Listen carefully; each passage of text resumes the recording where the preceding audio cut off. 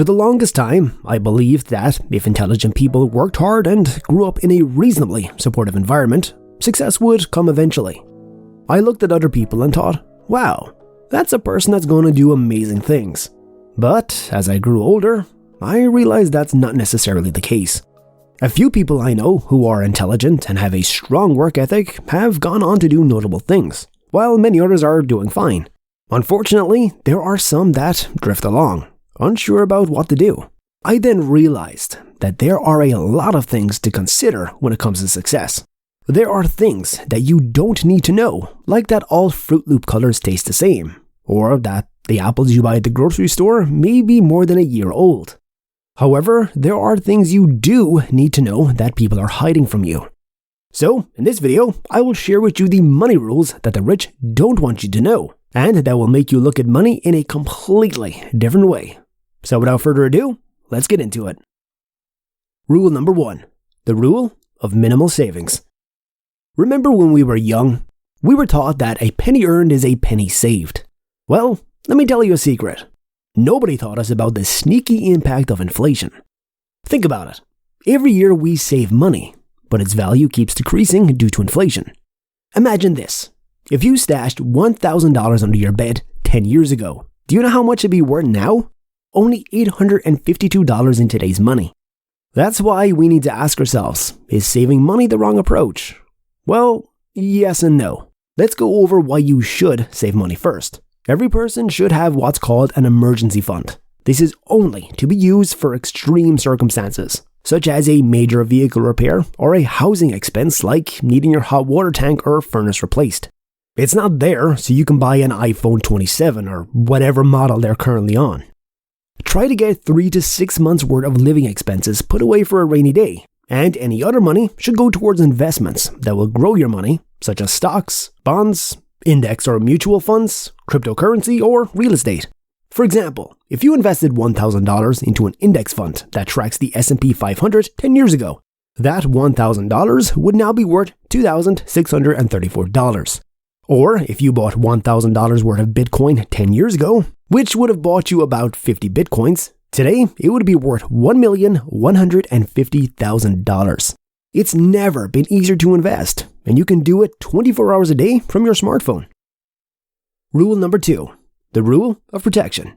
Have you ever felt like you're stuck in a rut, day after day, doing the same thing over and over again?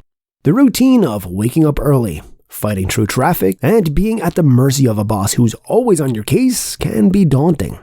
Yet we still get up and go to work every day. Why? For most people, it's simply to put a roof over our head and food on our table. And maybe they'll have something left for retirement in 30 years.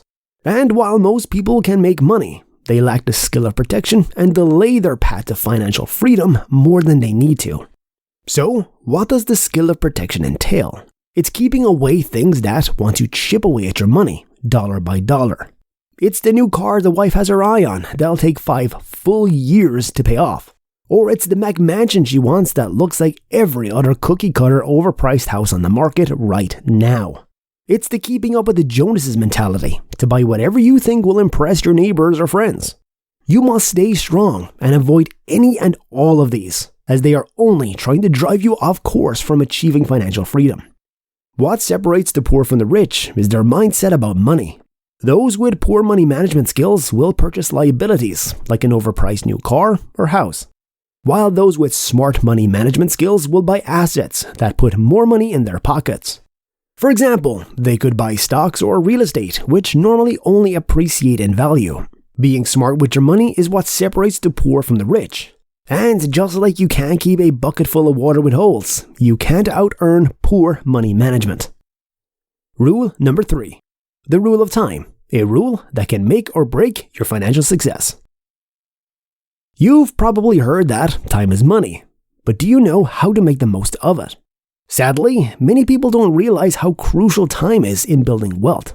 They end up trading hours for dollars, stuck in a never-ending cycle of mediocrity. But here's the thing. If you want to be rich, you need to master time. Working an hourly job might give you a steady income, but it won't make you wealthy. The rich know this, and that's why they use other people's skills expertise, and time to build their empires. They don't waste their own precious hours cutting grass or changing oil. They leverage time to make more money. And as we all know, time is something we can never get back. The older we get, the less we have of it. So it's up to us to use it wisely. If you want to learn a new skill, invest the time.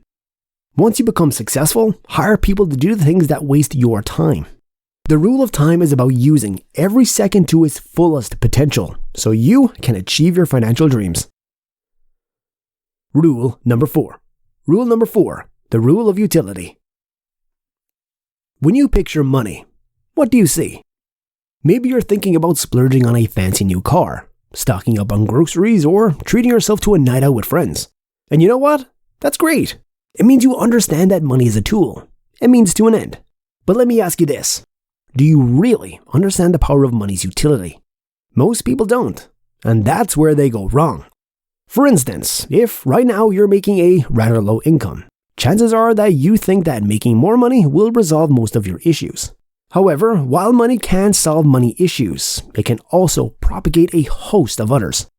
For instance, now you're making double what you used to, yet you're working twice as much, which your partner isn't in love with. And as such, you're now facing relationship issues. Plus, because of your busy schedule, you haven't gone to the gym in a month, and your normal fitting pants are starting to get a little tight. Now, this isn't to say that you shouldn't strive to make more money. As long as you're resolving more issues than you're creating, you should be slowly improving your overall quality of life. Rule number 5. The rule of privacy. When it comes to getting rich, the first thought that comes to most people's minds is what they could buy if they had more money. But is that really what being rich means?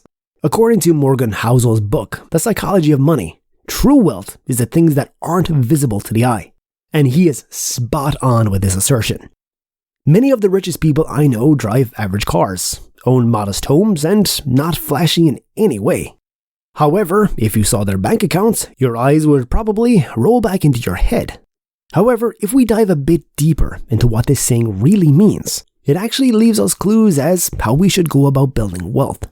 Again, as the saying goes, wealth is what you don't see, meaning that part of becoming wealthy is not showing off, which is a friendly reminder that all of the material goods we buy are directly opposed to our goal of becoming financially abundant.